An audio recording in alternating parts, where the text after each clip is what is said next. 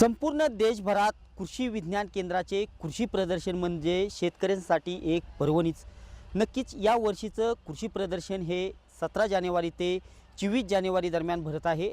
खऱ्या अर्थाने AI तंत्रज्ञान आधारित ऊस शेती असेल किंवा इतर पिके असतील, अनेक पिके ज्याची प्रात्यक्षिके कृषी विज्ञान केंद्राच्या प्रदर्शनात शेतकऱ्यांना पाहावयास मिळत आहे। खऱ्या अर्थाने आपण पाहू शकता की ऊसानंतर कांदा हे पीक नक्कीच महाराष्ट्रातील मध्य प्रदेश असेल अशा शेतकऱ्यांचं नक्कीच जिव्हाळ्याचं पीक राहिलेलं आहे। प्रत्येक शेतकरी हे कांद्याचं उत्पादन घेत असतो, लागवड करत असतो। खऱ्या अर्थाने कांदा हा घरोघरी पिकवला जातो असं म्हटलं तरी वावगं ठरणार नाही, कारण महाराष्ट्राच्या शेतकऱ्यांचं कांदा ही पीक नक्कीच जिव्हाळ्याचं पीक आहे। नक्कीच कृषी विज्ञान केंद्राच्या वतीने जे कांद्याचं पीक आहे यावरती AI तंत्रज्ञान आधारित कांदा पीक घेण्यात आलेलं आहे। नक्कीच या कांदा पिकाचं जे AI तंत्रज्ञान विकसित करण्यात आलेलं आहे याबद्दल बोलण्यासाठी जे संशोधक आहेत संतोष करंजे सर आपल्यासोबत आहेत। सर काय सांगाल, जे ऊसाच्या नंतर कांद्याचं पीक AI तंत्रज्ञान आधारित घेतलं जात आहे, काय नक्की वेगळंपण आहे, कशा पद्धतीचं उत्पन्न आहे, काय शेतकऱ्यांना फायदा होईल? निश्चित कांदा हे पण आपल्यासाठी महत्त्वाचं पीक आहे आणि कांद्यामध्ये जर तुम्हाला सांगायचं झालं तर AI तंत्रज्ञान वापर करून आपण वेगवेगळे सेन्सर असेल, सॅटेलाईटचा वापर करून आपण पाण्याचं नियोजन, खताचं नियोजन आणि किडीचं व्यवस्थापन हे अचूक दिलेलं आहे। तुम्ही प्रत्यक्षात या ठिकाणी प्लॉट पाहिल्यानंतर तुम्हाला कीड रोग बिलकुल दिसणार नाही, कारण ते AIला आपण जोड दिलेले आहे। त्याच्यामध्ये पाण्याचे सेन्सर फक्त 6 इंच खोलीपर्यंतच पाणी देतात, त्याच्यापेक्षा जास्त खोलीचं पाणी द्यायची गरज राहत नाही आणि जवळपास 50% पाणी नेहमीच्यापेक्षा कमी लागणार आहे। आज आपले कांदा उत्पादक शेतकरी पाणी इतकं देतात की ते कांद्याचा पाण्यामुळे रोगाला तो बळी पडतो। त्याच्यानंतर खताचं नियोजन उलटसुलट करतात, त्यामुळं तो रोगाला जास्त बळी पडतो। म्हणजे कीड रोग आणि क्वालिटी हे सगळं व्यवस्थापनावर अवलंबून राहतं आणि जर AIचा वापर केला तर पाण्याचं, खताचं, औषधाचं नियोजन हे त्यांना अचूक मिळेल। कोणता रोग येणार आहे, कोणतं कीड येणार आहे ते 8 दिवस अगोदर आपण त्यांना सांगू आणि त्यांना सॅटेलाईटद्वारे आपल्याला जे संदेश येतील त्याच्याद्वारे त्यांना आपण मेसेज देऊ। आता उत्पन्नाच्या बाबतीत जर सांगायचं झालं तर बियाणं शेतकऱ्यांना क्वालिटी मिळत नाही। आपण कांदा लसू संशोधन केंद्र जे आहे राजगुरुनगरचं, त्यांच्याबरोबर टाईपमध्ये वेगवेगळ्या व्हरायटी आपण इथं लावलेल्या आहेत, दाखवलेल्या आहेत। पांढरा कांदा असेल, हळवी, गरवी म्हणजे खरीपचा कांदा, उन्हाळ कांदा, ह्या दोन्हीच्या व्हरायटी आपण तिथं दाखवलेल्या आहेत। आणि उत्पन्नाच्या बाबतीत जर म्हणायला गेलं तर शेतकरी 150 ते 200 पेक्षा पिशवी जास्त काढत नाही उत्पादन। 150-200 म्हणजे खूप उत्पादन झालं।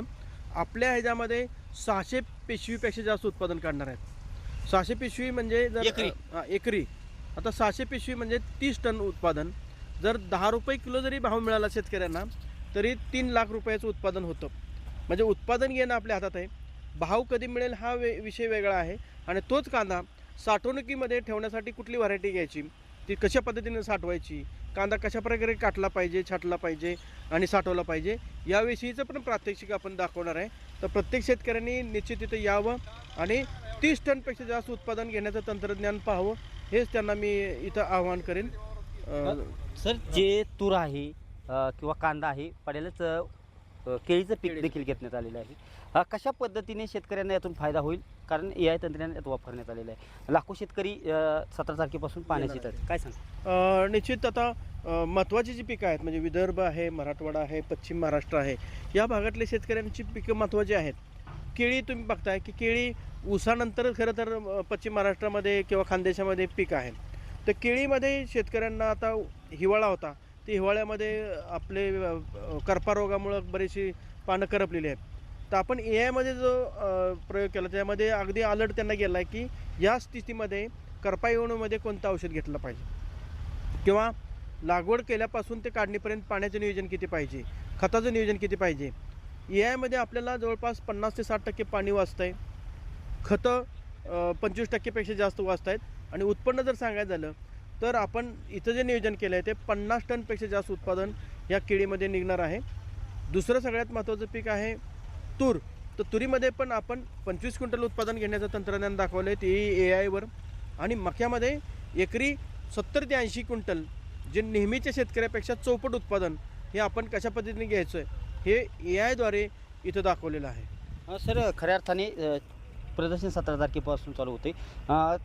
जे AI तंत्रज्ञान आधारित तूर असेल, कांदा असेल, मार्गदर्शन देण्यासाठी प्रत्येक शेतकऱ्याला तुमचा जे लोक आहेत ते उपस्थित राहणार आहेत. कारण कशा पद्धतीने शेतकऱ्यांना जास्तीत जास्त याचा लाभ मिळण्यासाठी तुम्ही त्यांना मदत किंवा मार्गदर्शन करणार, जेणेकरून तुम्ही शेतकऱ्याच्या बांधावरती जाऊन हे शेतकऱ्याला फायद्याचं पीक आणून देतो. आता इथं मार्गदर्शनच्या बाबतीत जर सांगायचं झालं तर संशोधन केंद्राचे सर्व अधिकारी, KVKचे सर्व शास्त्रज्ञ, तसेच जे AI तंत्रज्ञान सांगणारे जे सेन्सरचे कर्मचारी किंवा सॅटेलाईटचं सर्व्हिस देणारे कर्मचारी, आमचे कॉलेजचे मुलं आहेत, ॲग्रिकल्चर कॉलेजचे स्टुडंट व्हॉलेंटियर म्हणून काम करणारे ते आहेत.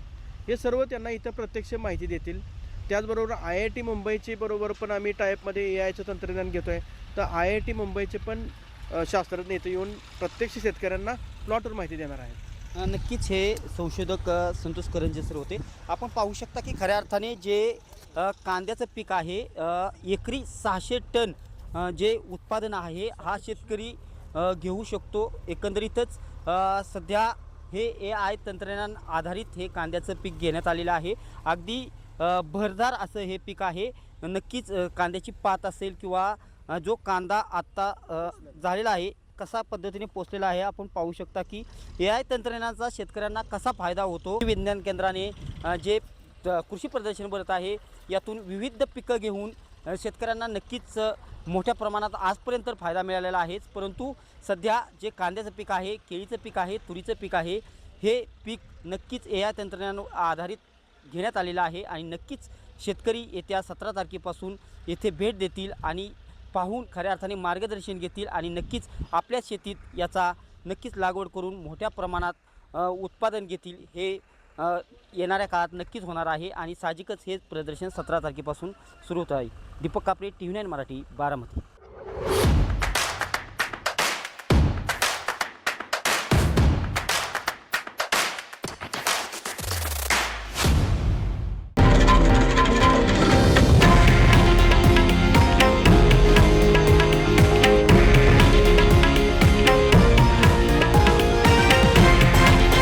हे आहे देशातील नंबर 1 न्यूज नेटवर्क आणि आपण पाहत आहात TV9 मराठी, एकमेव.